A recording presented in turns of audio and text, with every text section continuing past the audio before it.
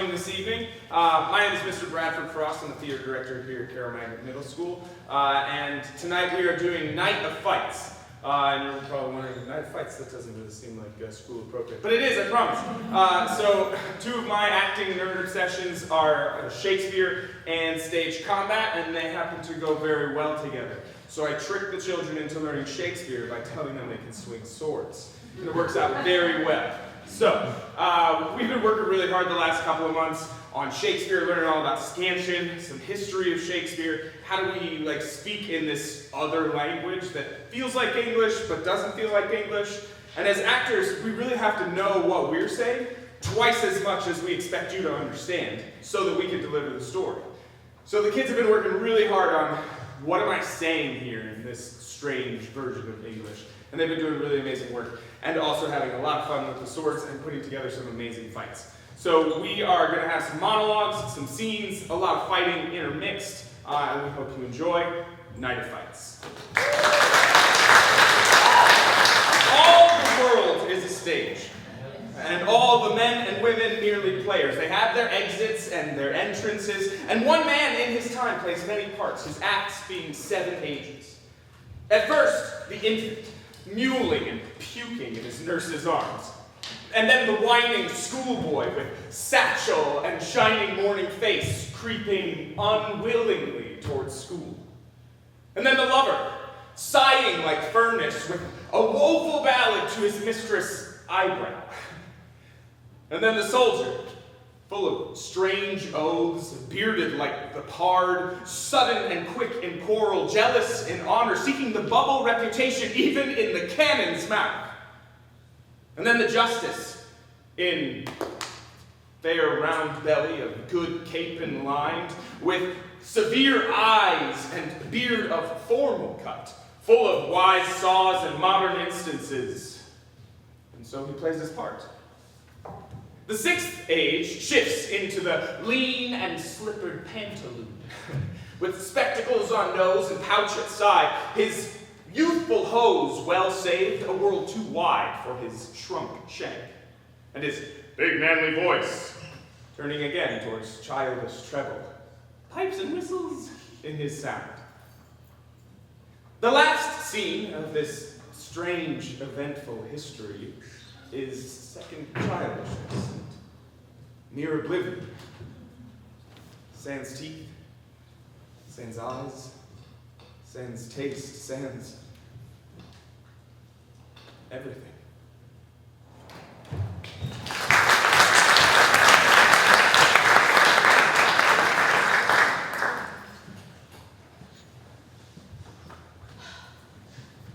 Two households, both alike in dignity, in fair Verona, where we lay our scene. From ancient grudge bring to new mutiny, where civil blood makes civil hands unclean. From forth the fatal loins of these two foes, pairs star-crossed lovers still their life, whose misadventures, piteous overthrows, dogged with their death, buried their parents' strife.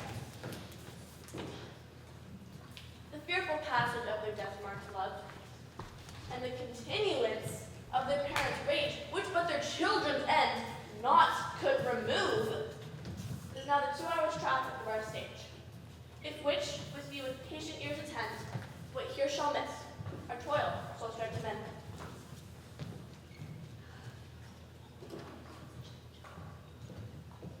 Strike quickly being moved, but thou art not quickly moved to strike. The house of Montague moves me.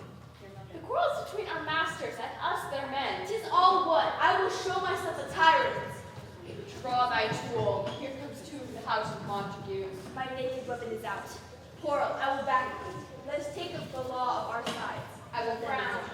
I will frown as I pass by and let them take it as they list. Nay, I will bite my thumb at them, which is disgrace to them if they bear it. Do you bite your thumb at it, sir? I do bite my thumb, sir.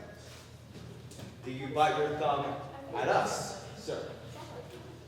It's the law of our sides if you say I. No. No, sir, I do not bite my thumb at you, sir. But I do bite my thumb, sir. Do you quarrel, sir? Quarrel? No, sir.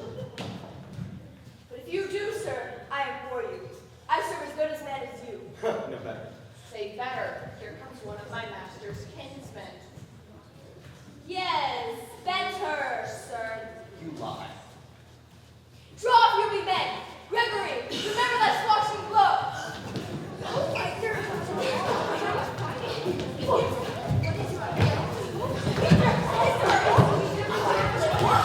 You gotta hit me! You I'm gonna die!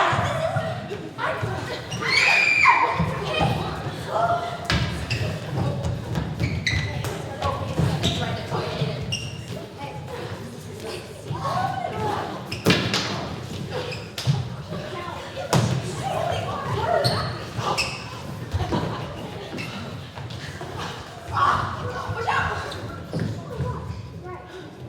What's so fighting? Capulet! Capulet! Capulet! Capulet!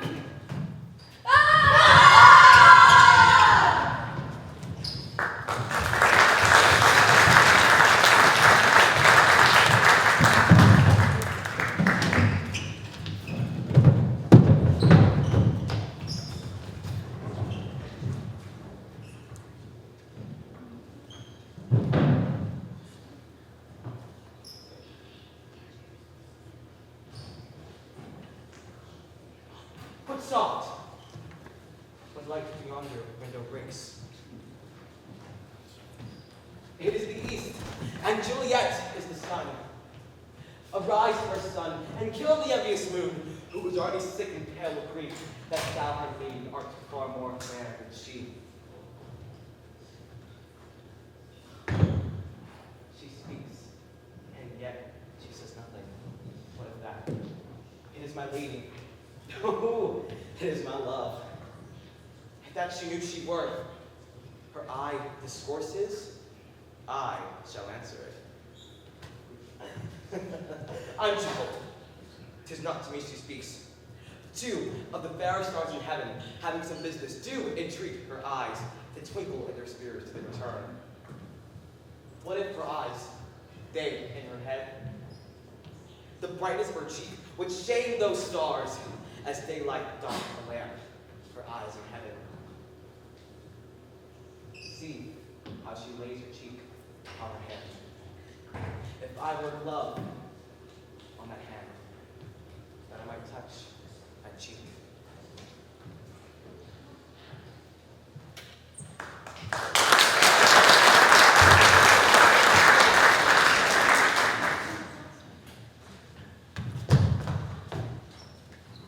If I mistake not, thou art Harry Monmouth. Thou speaks as if I would deny my name. I am Harry Percy. Why then, I see a very valiant rebel of the name. I am the Prince of Wales, and think not Percy to share with me the glory anymore. It shall not. For the hour is come to end in one of us. And would to God, thy name in arms were now as great as mine. I'll make it greater ere I part with thee. I can no longer book thy vanities.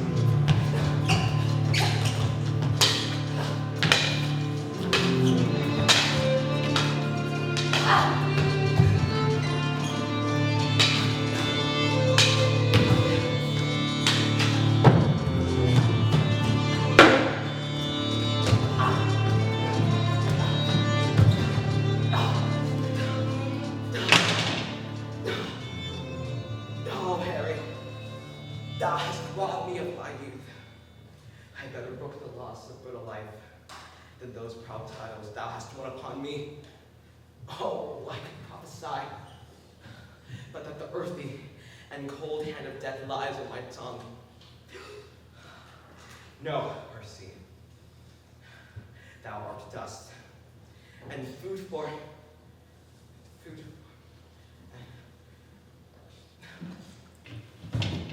For Worm's great heart, farewell, great heart.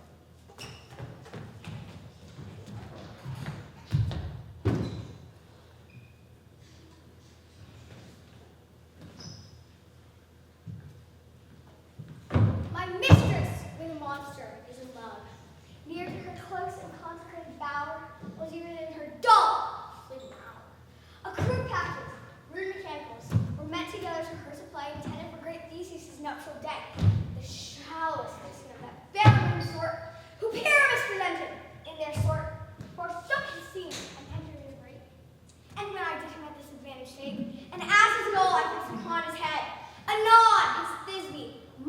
he answered. Forth my mate comes, and him they spy, like wild beasts, with a creeping fowler eye, or recipating shots, many in sort, rising and cawing at the gun's report, sever themselves, and madly sweep the sky. So at his sight, away his fellows fly, and at our stand here, our foe falls. He murder cries, and help from Athens calls. Their senseless weak, lost in their fears less strong, made senseless things, begin to do them wrong. For briars and thorns at their apparel snatch, some sleeves, some caps, from Yoda's all things catch. I led them in on this distracted ear, a sweet pyramids translated there. In that moment, so it came to pass, to tiny words fade away, love and rest. Hee-haw!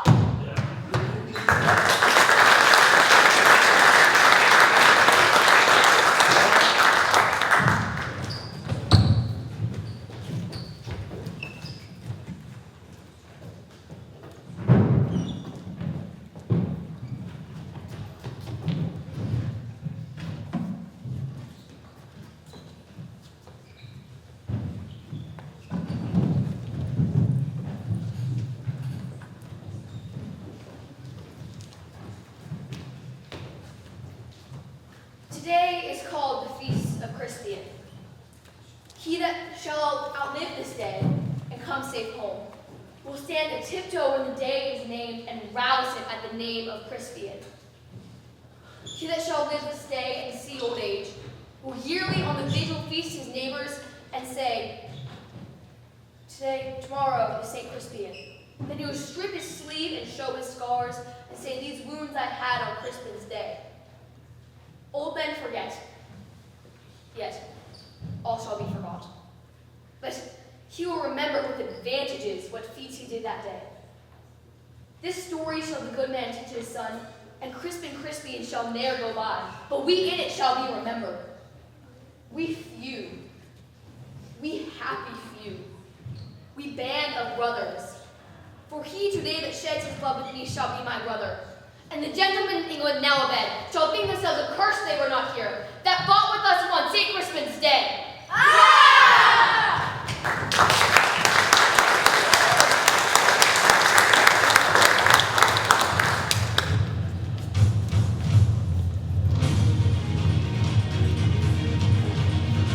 Attend ye, royal babes, for tonight we steal the moon!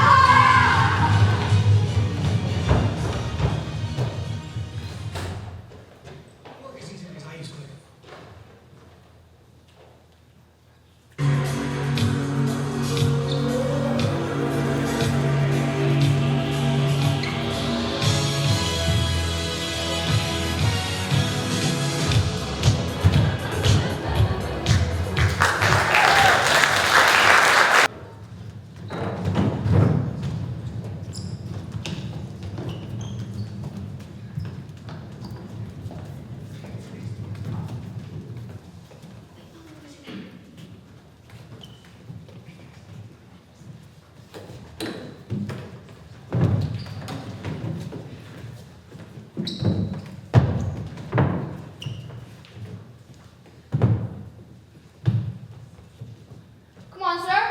Come on, sir.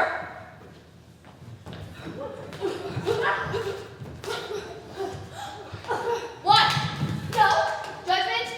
A hit. A very palpable hit. Well, again.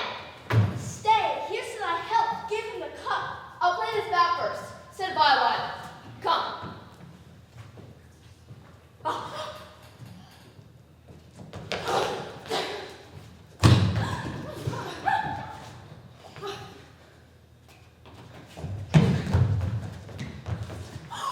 Another hit, what say you? A touch. A touch, I do confess. Queen carouses to thy fortune, Hamlet. Good madam. Gertrude, do not drink. I will, my lord. I pray you pardon me. It is the poisoned cup. It is too late. My lord, I'll hit him now. I do not think it. And yet 'tis almost against my conscience. Come to the third, Laertes, you do but dally. I pray you pass with your best violence. I fear to make a wanton of me. Say you so. Come on!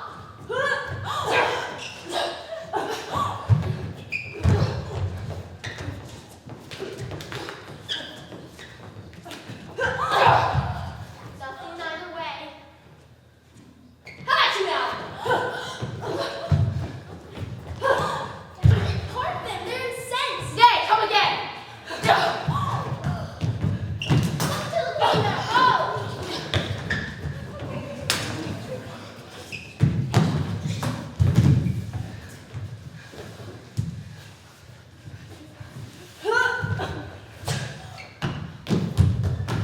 They bleed on both sides.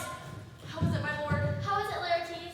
Why, as a woodcock to mine own strange ostrich, I am justly killed with mine own treachery. How does the queen? She swims to see them bleed.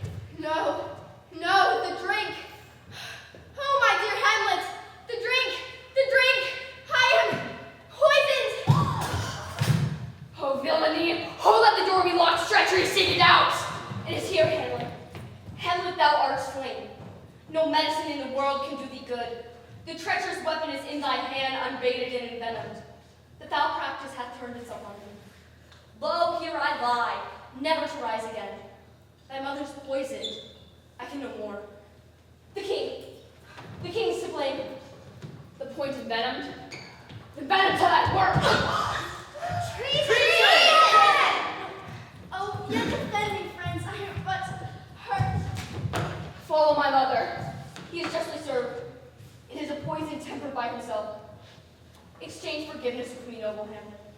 Mine and my father's death come not upon thee, nor thine on me. Heaven make thee free of it. I follow thee. Oh, my die, Horatio. The potent poison quite o'ercrows my spirit. To rest is silence.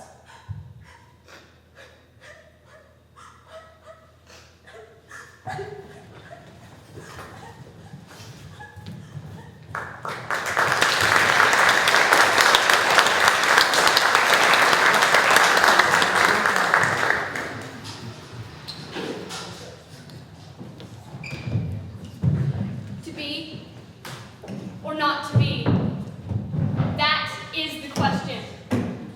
Whether 'tis nobler in the mind to suffer the slings and arrows of outrageous fortune, or to take arms against the sea of troubles and by opposing, end them. To die, to sleep no more, and by a sleep say we end the heartache and the thousand natural shocks that flesh is heir to. 'Tis a consummation devoutly to be wished. To die, to sleep perchance to dream. Aye, there's the right. For in that sleep of death, what dreams may come when we have shuffled off this mortal coil must give us pause. There's the respect that makes calamity of so long life. For who would bear the whips and scorns of time when he himself might his quietus make with a bare bodkin? For who would insult bear but that the dread of something after death makes us rather bear those ills than to fly to others that we know not of?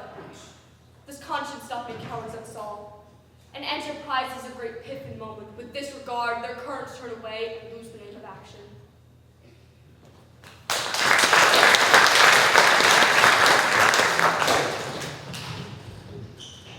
If we shadows have offended, think but this, and all is mended. That you have but slumbered here, all these visions did appear, and this weak and idle theme, no more yielding, but a dream. Gentles, do not reprehend. If you pardon, we will mend. And as I am an honest pup, if we have unearned luck now to escape the serpent's tongue, we will make amends ere long, else the puck a liar call. So, good night unto you all.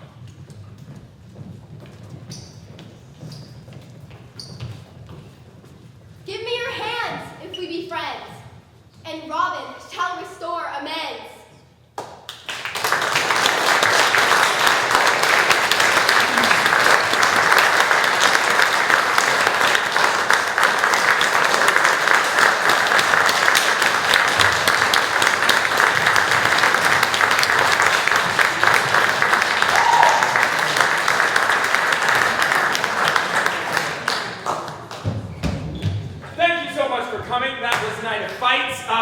little green box by the door as you walk out if you'd like to leave a donation if you enjoyed your time. This was our final performance of Carroll's theater season this year, and it's been an absolute pleasure. Thank you so much for all of you that have supported. Let's bring y'all out one more time, one more bow, yeah?